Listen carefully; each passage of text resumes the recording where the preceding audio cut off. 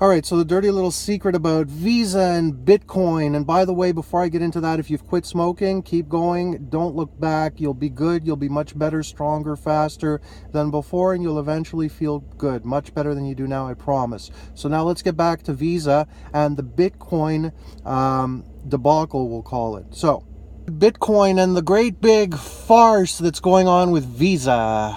Visa, shame on you. Greedy, corrupt Visa. Why is that?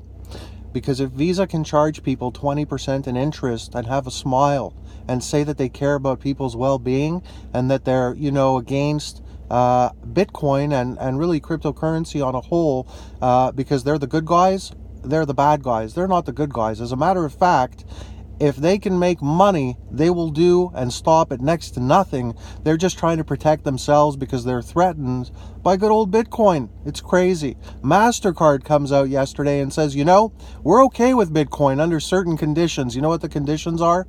That people get charged an accelerated rate, interest rate.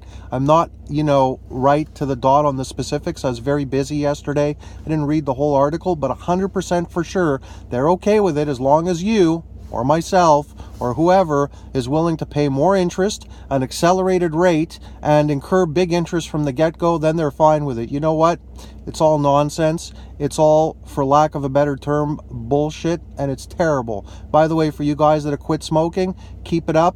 Don't start ever again. Just keep doing what you're doing. You'll be okay. You'll live longer and you'll feel better eventually. It'll be worth it.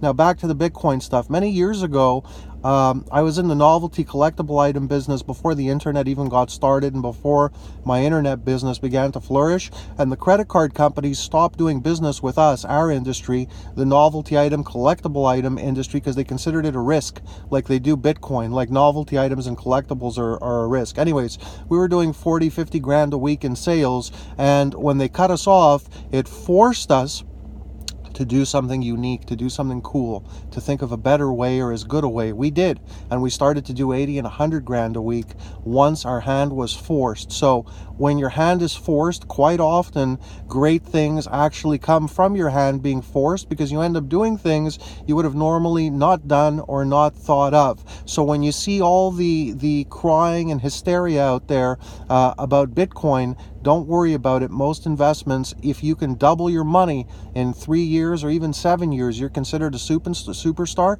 People have more than doubled their money, and you all know that over the past 4 or 5 years in Bitcoin, all it's done is surge up, and it's long-term something that'll be a fantastic thing. So if you have a little bit of extra money, and if you're not really too familiar with it, just put a tiny little bit of money in there and forget about it, and you'll be happy you did. That's all for today. Shame on Visa. God bless. Have a great day, everybody. Remember to subscribe, hit the notification button. If you hear your name in one of my videos, it means you won some cash or a prize, and we're going to be giving out the next one very, very soon, so stay tuned.